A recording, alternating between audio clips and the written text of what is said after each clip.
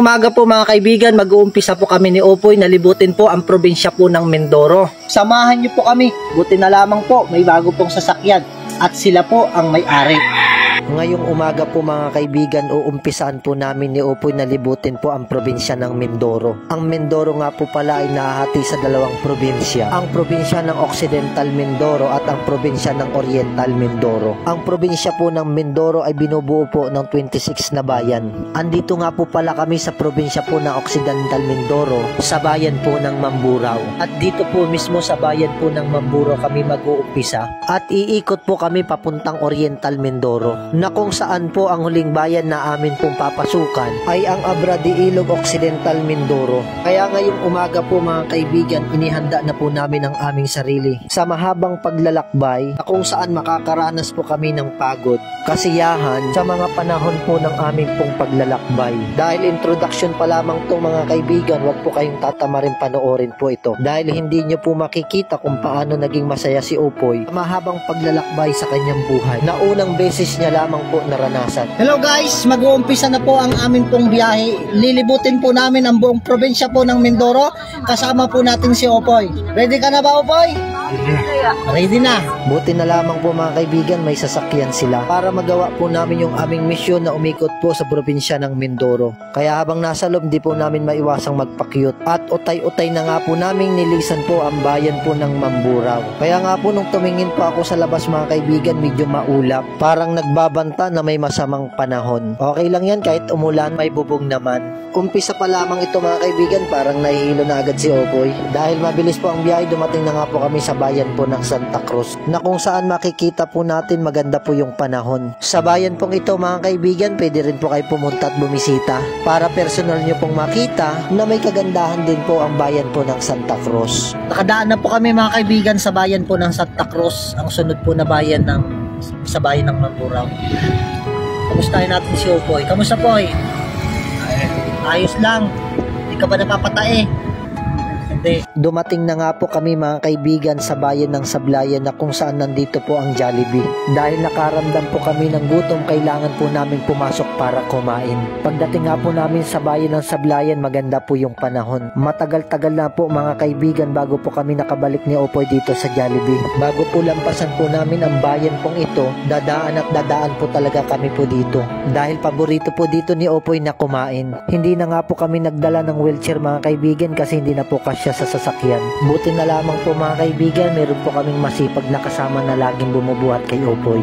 Dahil sa pagkakataon pong ito mga kaibigan, wala na po talagang pagpipilian. Kaya dyan na po nakapwesto si Opoy. At inumpisaan ko na nga pong umorder ng amin pong makakain. Buti na lamang po na una po sa amin ibigay po ang pineapple juice. Kaya nga po ang ginawa ko, ibinigay ko na po muna sa kanya. Baka kasi po uhaw na si Opoy. Ilang minuto lang po mga kaibigan, dumating na nga po yung aming in-order na pagkain. Ramdam na ramdam ko po talaga, sabik na si Opoy na kumain ng ganito. Pero bago niya umpisahan pong lumapang, nagpapogi points po muna siya. Kailangan niya po kumain ng marami-rami kasi po mahaba-haba po ang biyahe. Dahil nabusog na po kaming lahat, kailangan na po naming lumabas. Dahil didiretso po kami sa susunod naming ruta. Muli po naming lilisanin po mga kaibigan ang bayan ng Sablayan at muli po kaming magpapaalam kay Bubuyog. Kung mapapansin niyo po mga kaibigan, parang ang gaan-gaan po ni Opoy na buhatin. Pero teka lang po, dahil kapag binubuhat ko po si Opoy, talagang nangangatog po yung mga tuhod ko.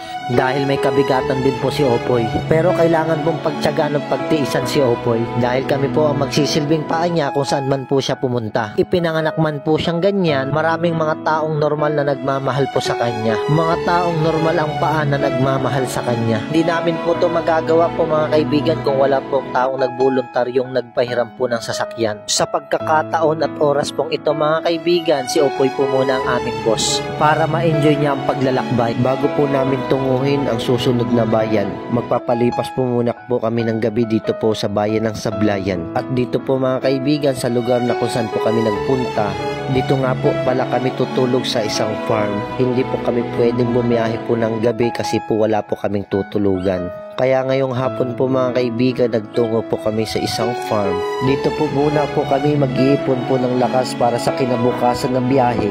Ready na po ulit po ang aming mga katawan. Siyempre kahit nakaupo ka sa sasakyan, nakakaramdam pa rin po pala talaga ng pagod.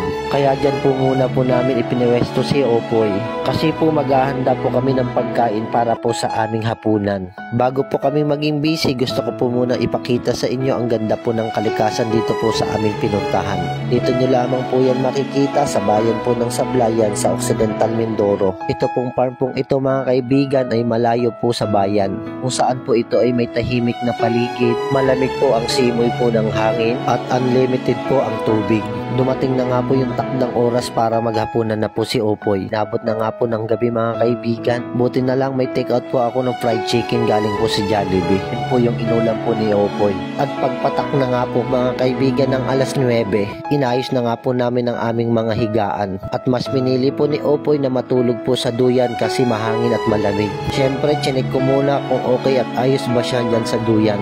Nginitian lang naman po ako ni Opoy. Ayaw niya po kasing matulog sa loob po ng tent dahil po ay mainit. Mas sanay at komportable po siya dyan, kaya nga po sa bahay mas gusto niya po dun sa labas kaysa sa loob po ng kwarto. Kaya hindi ko na po siya pinilit, baka lalo po siyang mapuyat at hindi maganda po yung kanyang pagbiyahe. Dahil mabilis po ang oras pagtulog, muli po kami nagsama-sama sa harap po ng lamesa. Kailangan po namin kumain ng maaga para kami po ay maagang makaalis, makarating sa susunod na bayan. Hello guys, 6:22 po ng umaga. Bago kami umalis, liligo muna si Opoy.